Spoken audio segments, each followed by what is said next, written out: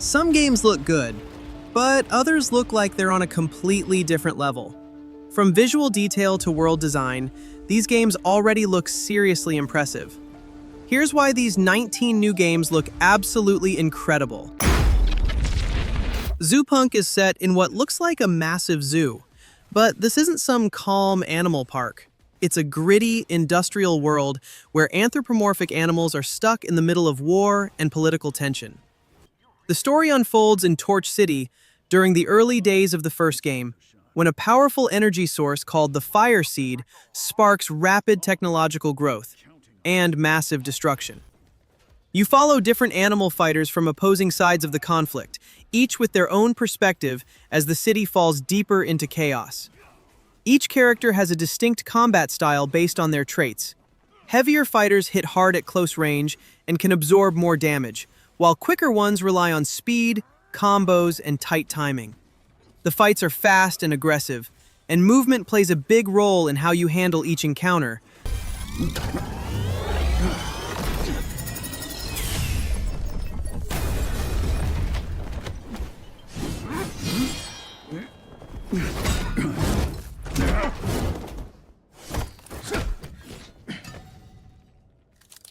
This belongs to me now. Finish him.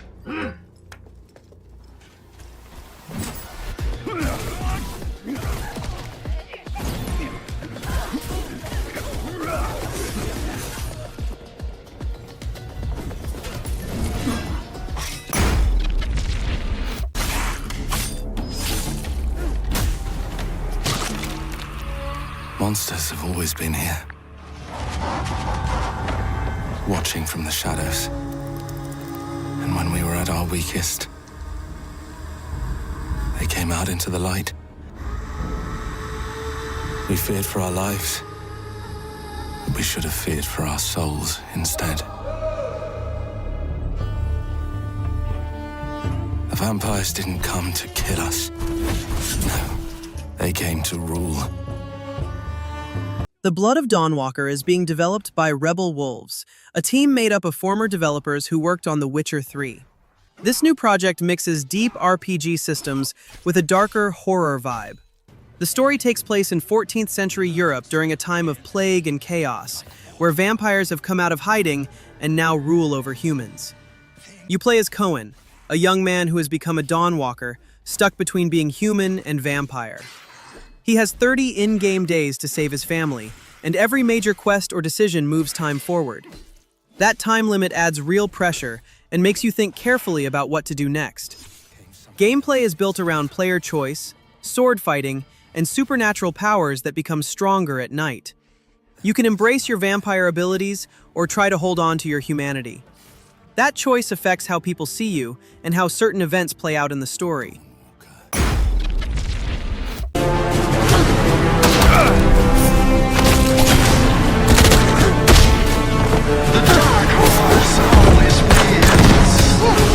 Can you still be yourself? I don't know. If I lose control, just kill me. I will.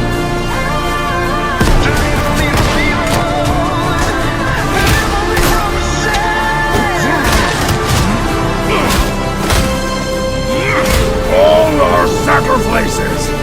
All ruined!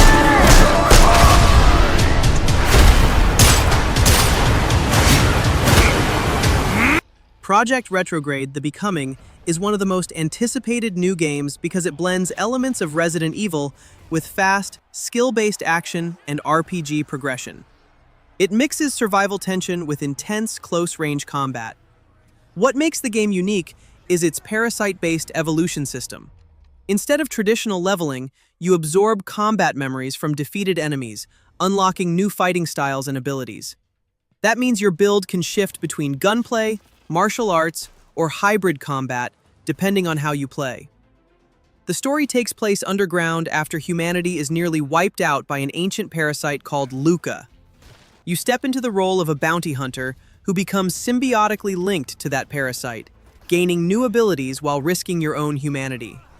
The more you evolve, the more dangerous and unstable things become. Perceptum is an upcoming psychological horror game that's getting attention for doing something a little different. It's not just another haunted house story. The game plays with what you see and what you don't, creating constant tension built on doubt and uncertainty.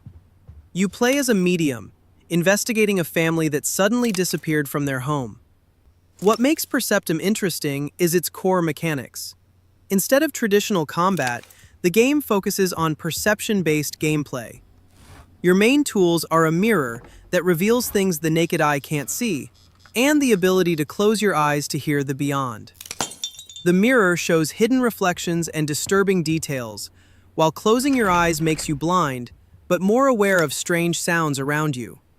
You're always choosing between seeing and listening, and that balance keeps the tension high.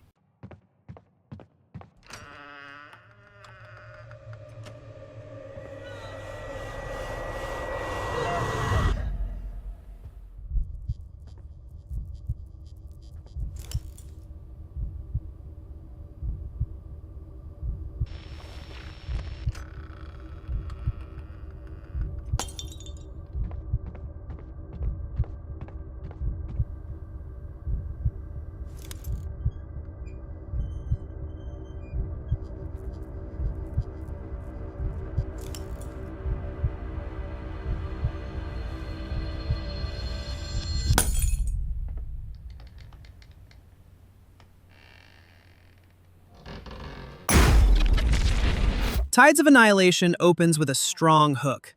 Modern London has been torn apart by an invasion from another world, leaving the city in ruins and overrun with supernatural threats. The story follows Gwendolyn, the only known survivor, searching for her sister while trying to understand what caused the invasion. One of the most interesting parts of the game is its combat system. Gwendolyn doesn't fight alone. She can summon spectral versions of the knights, and each knight has different weapons, skills, and special moves.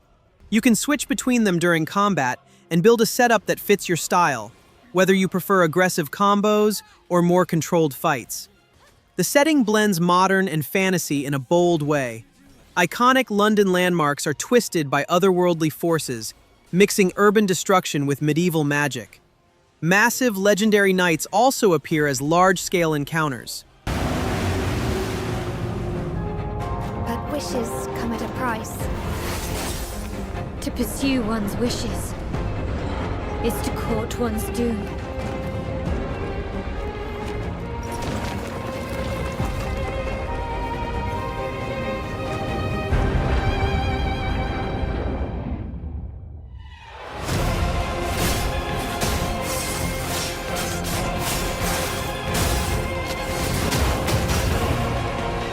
Holy Grail.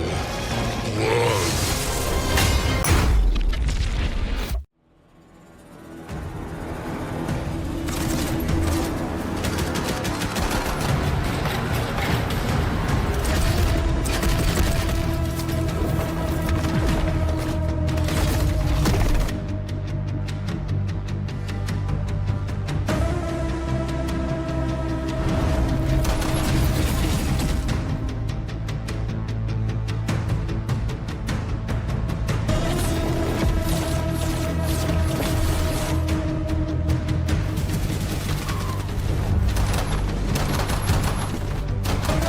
The Diretorate Novitiate reminds me of Control in the way it mixes gunplay with supernatural powers in a modern setting. It blends tactical combat with strange abilities, so fights feel grounded but still otherworldly at the same time.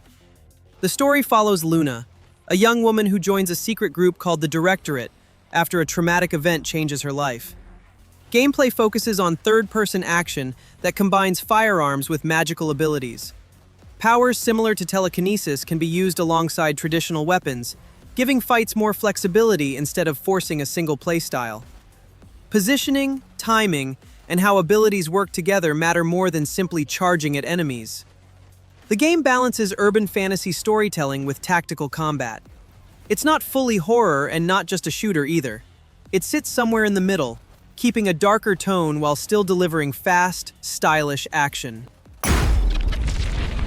Ill is shaping up to be one of the most intense first-person horror games coming soon. It takes place inside an abandoned research fort where something has clearly gone wrong. The tone is dark and unsettling, with a strong focus on graphic body horror instead of cheap jump scares. What really makes Ill stand out is how physical the combat feels. Enemies don't just run at you in predictable patterns. They move in strange ways and react differently depending on how you hit them. Damage is fully physics-based. Limbs can be blown apart, bodies drop and twist naturally. There's still no confirmed release date, but with its brutal body horror, unpredictable enemy behavior, and strong survival elements, Ill has already become one of the most talked about upcoming horror shooters for players looking for something truly intense.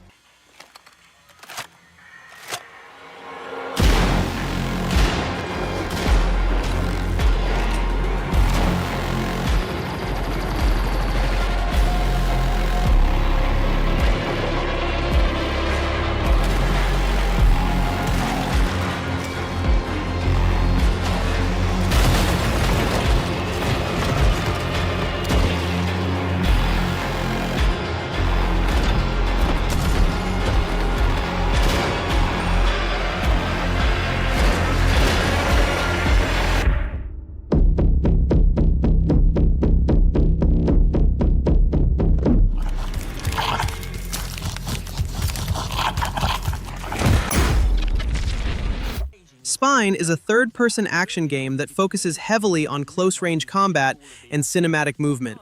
You follow Redline, a rebellious street artist who is bonded with a sentient combat implant called Spine. Together, they fight against an oppressive regime that controls society through advanced technology. Gameplay is built around what the developers call free-flow gun fu. That means smooth transitions between melee attacks, gunshots, dodges, environmental takedowns, and finishers. You're not hiding behind cover, you're moving through enemies, using walls, objects, and positioning to stay aggressive and stylish. Combat rewards timing and awareness. You can disarm enemies, redirect attacks, and chain combos together while the camera stays dynamic and cinematic. It's designed to feel like an action movie where every fight flows naturally.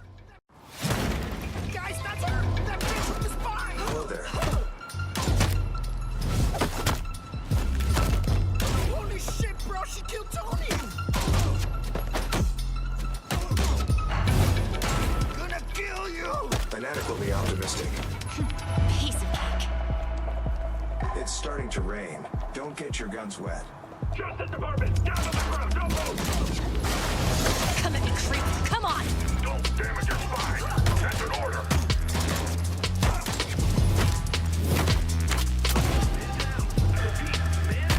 Amateurs.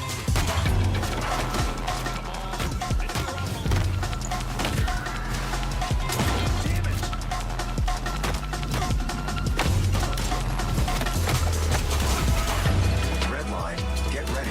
We've got guests. Let's welcome them properly.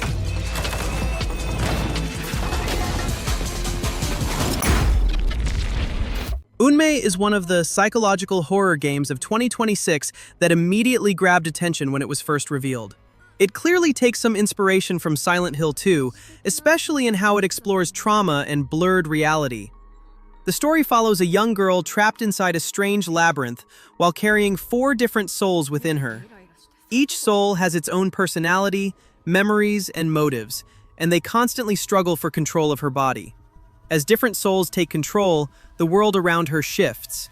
Environments can change, new paths may open, and certain abilities become available depending on who is in control. That also means danger changes.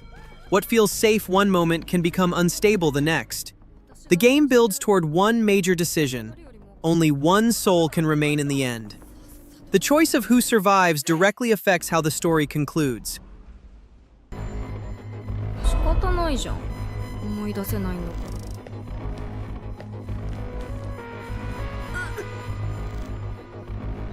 ら。一時的な記憶喪失だと思います。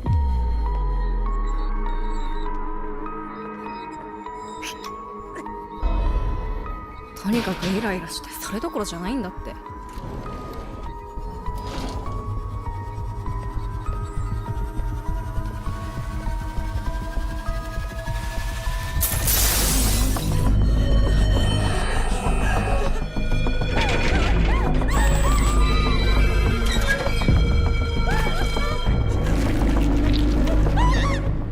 が私であること私が誰よりも分かってる。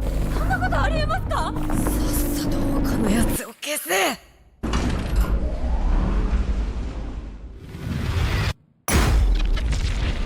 She spits in the face of fate and manages to merge the split timelines back together in order to save Safi's life. However, that action didn't just combine the timelines to undo Safi's death. See you on the other side. Max also, unknowingly, combined the timelines where Chloe either lived or died too, entangling the timeline where Chloe had died in the bathroom at Blackwell Academy and the one where she was still alive.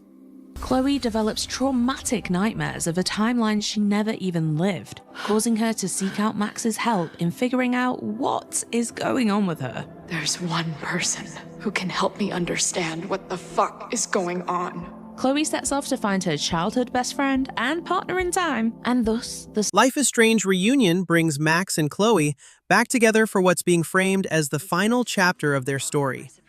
It continues after Life is Strange Double Exposure, setting up a new mystery with much higher stakes. This time, Max is working as a photography teacher when a massive fire breaks out on campus. The situation quickly turns serious, putting students and friends in danger. Her time rewind ability returns, but now there's a 3-day countdown tied to the disaster. For the first time in the series, you can play as both Max and Chloe.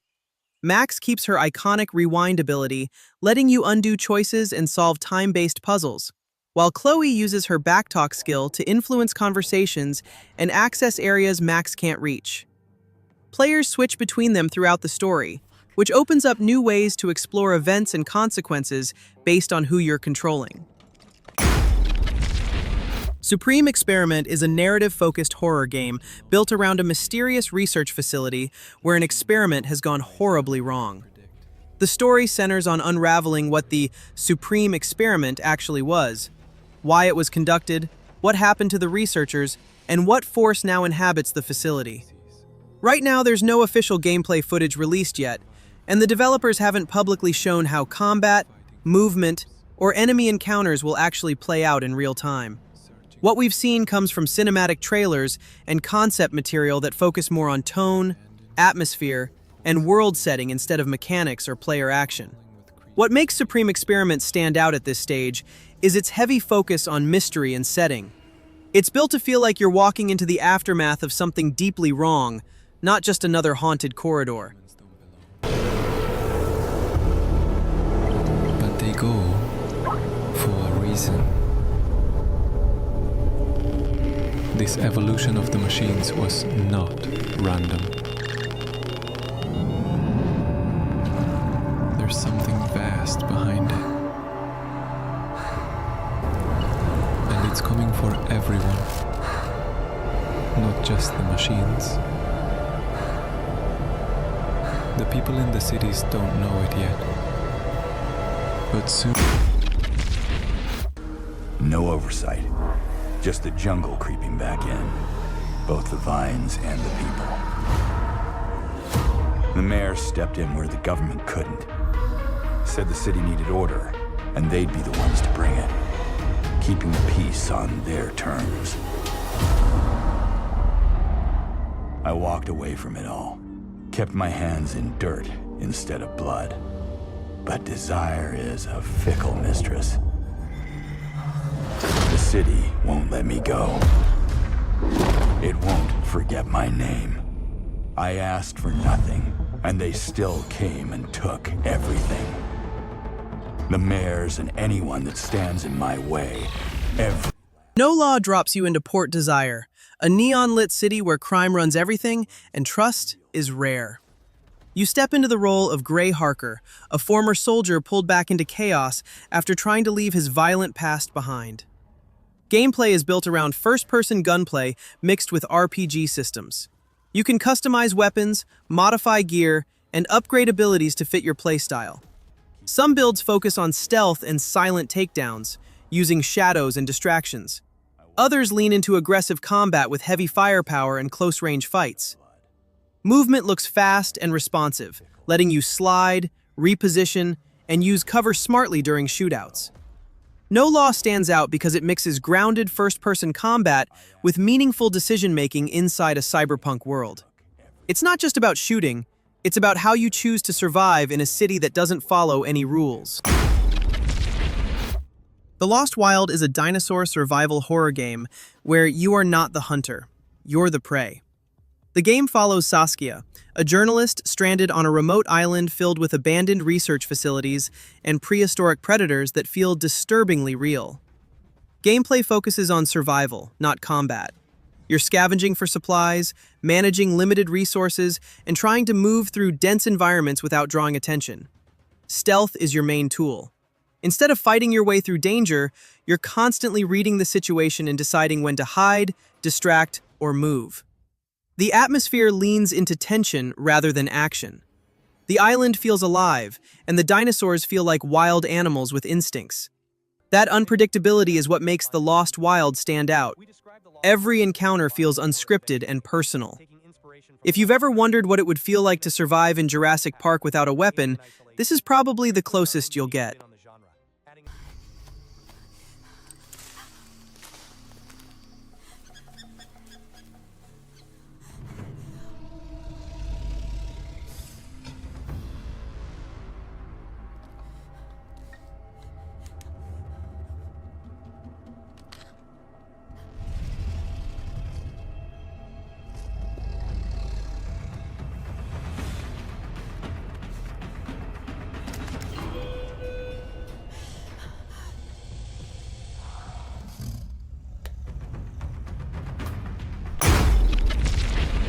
Monster Hunter Stories 3 takes the usual Monster Hunter energy, giant beasts, world building, and a colorful cast, and mixes it with a story-driven RPG adventure that's lighter, friendlier, and more narrative-focused than the mainline games. This time around, the story is about a young writer who partners with monsters called monsties. Combat in Monster Hunter Stories 3 sticks to its turn-based roots, but with a tactical twist. You command your rider and a team of monsties in strategic battles, choosing when to unleash powerful skills, switch monster support, and use elemental strengths or weaknesses to your advantage. With its focus on narrative, creature bonds, and strategic combat, Monster Hunter Stories 3 stands out as a unique take on the Monster Hunter universe. One that blends RPG depth with the charm of monster partners and adventure storytelling.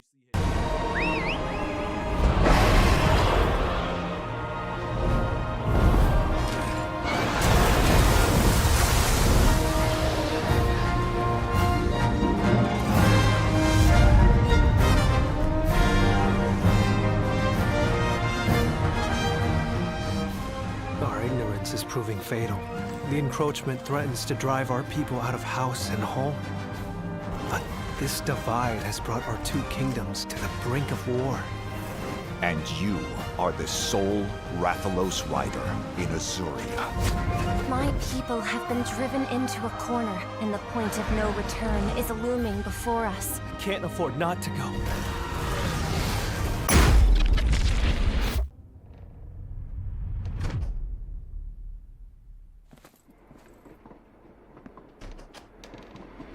I found one. Looks like I'm in a subway. Moving on. Roger that. Proceed with caution. Destination is unknown. Alright. Let's see where this leads.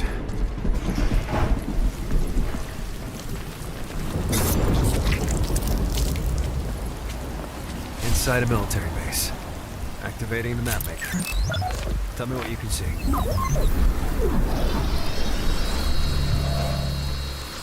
Black State is a fast-paced action shooter built around one big idea: seamless portal transitions. You move through doors that instantly transport you to completely different locations with no loading screens, which keeps the pacing unpredictable. The story puts you in the middle of a secret operation involving a mysterious group and a world that's collapsing under advanced tech experiments gone wrong. You're sent in to uncover the truth while fighting heavily armed soldiers and robotic enemies. Gameplay focuses on third-person gunplay, cinematic close combat takedowns, and dynamic encounters. Enemies react to your presence, call reinforcements, and push you to stay mobile instead of hiding in one spot. Black State stands out because of how fluid its world feels. The instant environment shifts and aggressive combat give it a constant forward momentum that makes every moment feel connected and intense.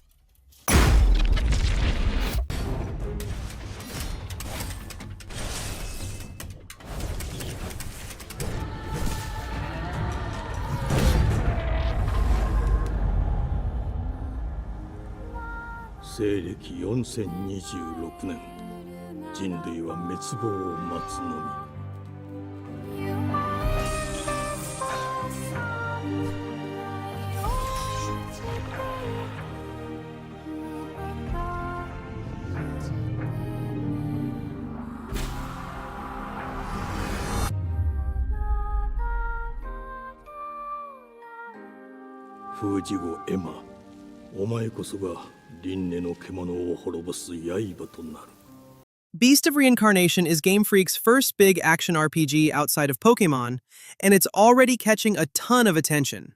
Instead of turn-based battles, this one drops you into a world where you fight in real time and make choices on the fly. You play as Emma, a woman born with a strange power called the Blight, and her loyal dog, Ku. Together, you're trekking through a ruined future Japan filled with hostile creatures and corrupted landscapes that change around you. Combat mixes fast sword fights with tactical moments. Emma attacks and dodges in real time, while Ku has command skills you trigger during battle. When you open Ku's command menu, time slows down so you can plan your next move without stopping the flow of combat. It makes fights feel energetic but never chaotic. The world itself reacts to your blight power, shifting from wasteland to forest and back again, which keeps exploration fresh and unpredictable. It's time I faced my past. Let's go.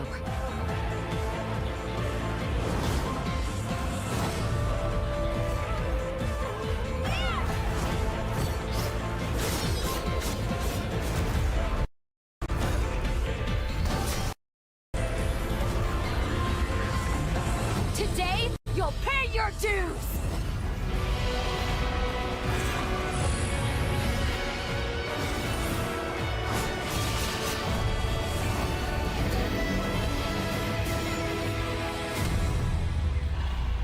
Code Vein 2 brings back that fast, aggressive, anime-style action the first game was known for, but everything looks tighter and more polished this time around. You're once again stepping into a ruined world filled with revenants and brutal creatures, fighting to survive in a place that's already fallen apart. The gothic sci-fi vibe is still there, but the environments look darker and more detailed. Combat is the main highlight. It's fast, combo-heavy, and built around dodging, countering, and chaining abilities together. You can customize your build with different skills and weapons, so you're not locked into one playstyle. Your AI partner also plays a bigger role, helping during fights and setting up attacks instead of just standing around. If you like the first game's mix of Souls-style difficulty and anime flair, Code Vein 2 looks like a bigger, smoother version of that formula. Drivers come together once again. Challenge the mountains, master the city streets, race through history. This is Horizon, Reborn.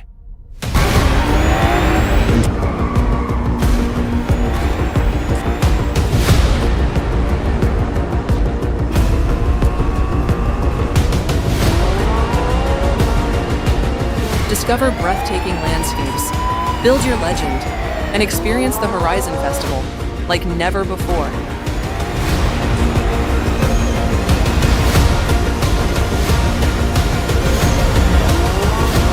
Forza Horizon 6 feels like it's aiming to be the biggest Horizon yet. If you've played the series before, you already know the vibe. Huge open map, tons of cars, and races happening everywhere. This time the world looks even more detailed and alive. Different regions mean different driving styles.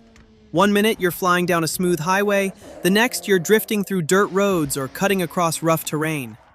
The map isn't just big for the sake of being big, it's built to keep things varied. Car selection is always a big deal in Horizon, and FH6 is expected to bring back everything from classic muscle to modern hypercars and off-road monsters. Tuning and customization should also stay deep, letting you tweak your build to match how you like to drive. At the end of the day, Forza Horizon 6 looks like it's sticking to what works. Open freedom, fast cars, and a world that makes you want to keep driving even when you're not in a race. Fatal Frame 2. Crimson Butterfly Remake is one of those horror games you don't just play, you feel. This legendary Japanese horror title is back with modern visuals and rebuilt for today's consoles. But it still keeps the slow, creeping dread that made the original so unforgettable. The story follows twin sisters Mio and Mayu as they explore an abandoned village haunted by the spirits of those lost to a past ritual. Instead of fighting with weapons, your only tool is the camera obscura, a mystical camera that can capture ghosts and push them back. This remake was made by Koei Tecmo and Team Ninja, who brought fresh visuals, improved lighting, and refined controls while staying true to the eerie atmosphere fans expect.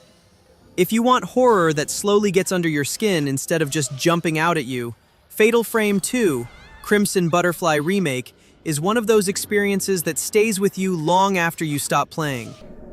There was a village here that disappeared during a festival, and people who get lost in the woods are called to the village.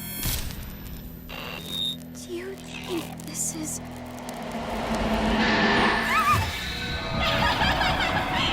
What happened? The ritual will begin soon. Everyone's dead. Mia, no. Stay back. Run away.